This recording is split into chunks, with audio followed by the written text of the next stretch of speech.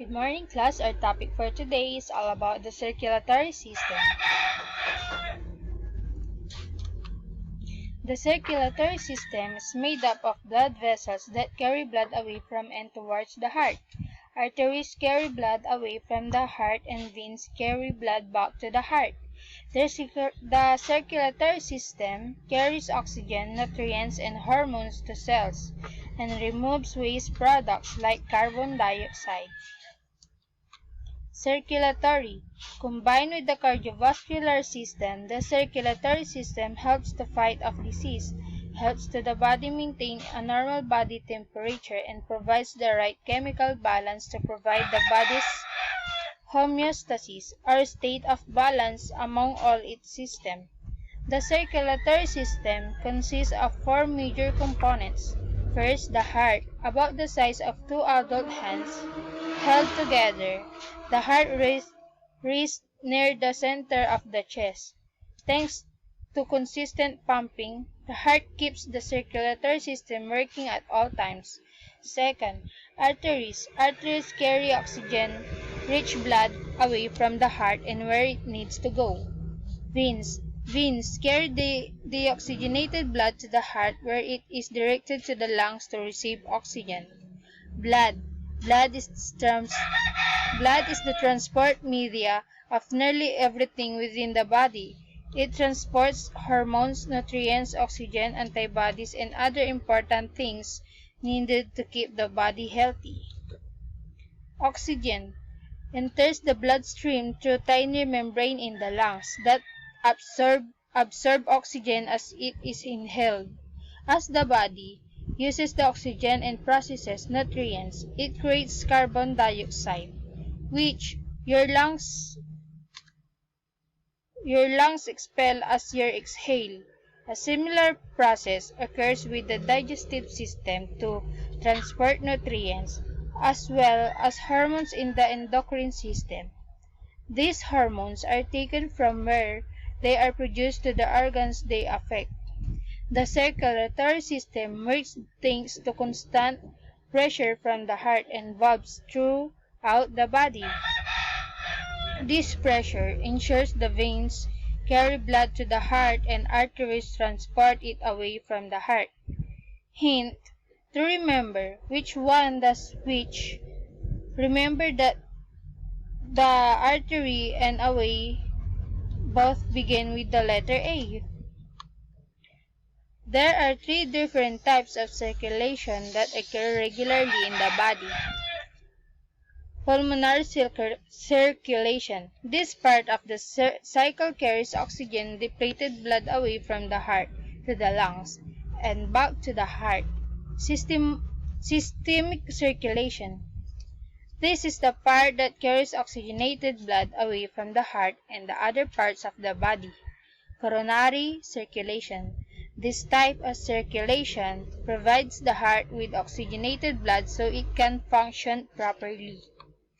Coronary sinus. The coronary sinus is a collection of smaller veins that merge together to form the sinus, or large vessel, which is located along the heart posterior rear surface between the left ventricle and left atrium. The circumference of the vein is larger than average and is big enough to allow blood to be deposited by most veins that enter the heart. Coronary sinus collects the majority of the cardiac venous blood. It receives the blood from the myocardium, a thick layer of muscle within the heart, and facilitates the movement of the body into the right atrium. The coronary sinus often serves as a landmark of surgeons who are performing cardiac surgery. It also plays an important role in many other heart procedures. For example, balloon catheters can safely be placed here to introduce contrasting agents and other therapeutics. For patients suffering from coronary artery disease, the coronary sinus is an effective place to deliver cardioplegia to protect the myocardium from damage during surgery. Cardioplegia refers to the intentional temporary cessation of heart activity, heartbeat, during cardiac surgery. Left atrium. The left atrium is one of the four chambers of the heart, located on the left posterior side. Its primary roles are to act as holding chamber for blood returning from the lungs and to act as a pump to transport blood to other areas of the heart. The walls of the left atrium are slightly thicker than the walls of the right atrium. Oxygen, rich blood from the lungs enter the left atrium through the pulmonary vein. The blood is the pump into the left ventricle chamber of the heart through the mitral valve. From there, the blood is ready to be pumped into the body to deliver oxygen-rich blood to all bodily tissues. Mitral valve prolapse is a common affliction in which the mitral valve between the left atrium and left ventricle does not close properly. This condition does not typically require treatment. However, some patients with mitral valve prolapse can develop more serious conditions that require treatment.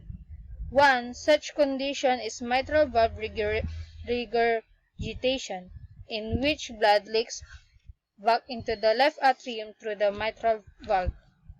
Right ventricle. The right ventricle is one of the heart's four chambers. It is located in the lower right portion of the heart, below the right atrium and opposite the left ventricle. As deoxygenated blood flows into the right atrium, it passes through the tricuspid valve into the right ventricle, which pumps the blood up through the pulmonary valve and through the pulmonary artery to the lungs. Left ventricle. The left ventricle is one of four chambers of the heart. It is located into the bottom left portion of the heart below the left atrium, separated by the mitral valve. As the heart contracts, blood eventually flows back into the left atrium, and then through the mitral valve, whereupon it next enters the left ventricle. From there, blood is pumped out through the aortic valve into the aortic arch and onward to the rest of the body. The left ventricle is the thickest of the heart chambers and is responsible for pumping oxygenated blood to tissues all over the body. By contrast, the right ventricle solely pumps blood to the lungs. That's it. Thank you.